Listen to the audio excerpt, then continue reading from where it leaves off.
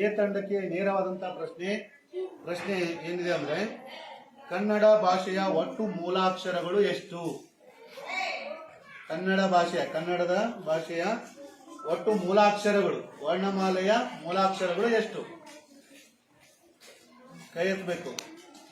ಕೈ ಎತ್ತಿ ಮೇಲೆ ಹೇಳಿ. ಎಸ್, ಎಷ್ಟು? ಒಟ್ಟು 49 ಅಕ್ಷರಗಳು. ಸರಿಯಾದಂತ ಉತ್ತರ. ಚಪ್ಪಾಳೆ ತಟ್ಟಿ.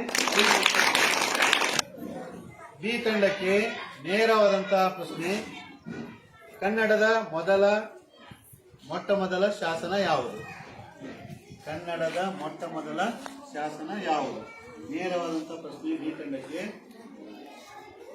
ಕೈಬೇಕು. ಶಾಸನ, ಕನ್ನಡದ ಮೊಟ್ಟ ಮೊದಲ ಶಾಸನ. ಎಸ್, ಸರಿಯಾದಂತ ಉತ್ತರ.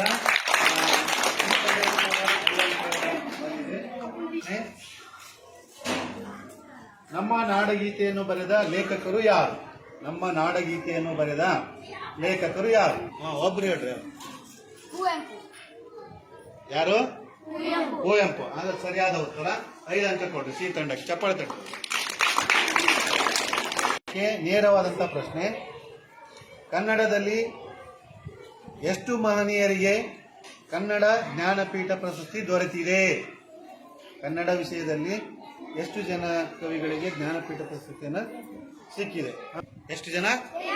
ಸರಿಯಾದ ಉತ್ತರ. ಚಪ್ಪಾಳೆ ತಟ್ರಿ. 5 ಅಂಕ ಕೊಡ್ಬೇಕು. ತಂಡಗಳು ಸಮನಾದಂತಹ ಅಂಕಗಳನ್ನು ತೆಗೆದುಕೊಂಡಿದ್ದಾರೆ. ಒಳ್ಳೆಯದು. ಇನ್ನು 2ನೇ ಸುತ್ತು ಎ ತಂಡಕ್ಕೆ ನೇರವಾದಂತಹ ಪ್ರಶ್ನೆ ಕಲ್ಯಾಣ ಕರ್ನಾಟಕ ಭಾಗದಲ್ಲಿ ಎಷ್ಟು ಜಿಲ್ಲೆಗಳು ಬರುತ್ತವೆ? ಹೈದರಾಬಾದ್ ವಿಭಾಗದಲ್ಲಿ ಎಷ್ಟು ಜಿಲ್ಲೆಗಳು ಬರುತ್ತವೆ? ನೇರವಾದಂತ ಪ್ರಶ್ನೆ ಎ ತಂಡಕ್ಕೆ. ಎಷ್ಟು? 6. ಸರಿಯಾದ ಉತ್ತರ. ಎ ತಂಡಕ್ಕೆ 5 ಅಂಕ. ಇನ್ನು ಬಿ ತಂಡಕ್ಕೆ ನೇರವಾದಂತಹ ಪ್ರಶ್ನೆ ಕೂಡಲ ಸಂಗಮ ದೇವ ಇದು ಯಾರ ಅಂಕಿತ ನಾಮ? ನೇರವಾದಂತಹ ಪ್ರಶ್ನೆ ಬಿ ತಂಡಕ್ಕೆ. ಯಾರಾದ್ರೂ ಇದ್ರೆ ಕೈ ಎತ್ತಿ ಎದ್ದು ನಿಂತು ಹೇಳ್ಬೇಕು. ಕೂಡಲ ಸಂಗಮ ದೇವ ಇದು ಯಾರ ಅಂಕಿತ ನಾಮ? ಕೂಡಲ ಸಂಗಮ ದೇವ ಅನ್ನೋದು ಇದು ಯಾರ ಅಂಕಿತ ನಾಮ? ಹೇಳ್ರಿ.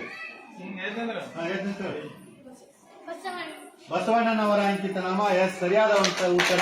5 ಅಂಕ.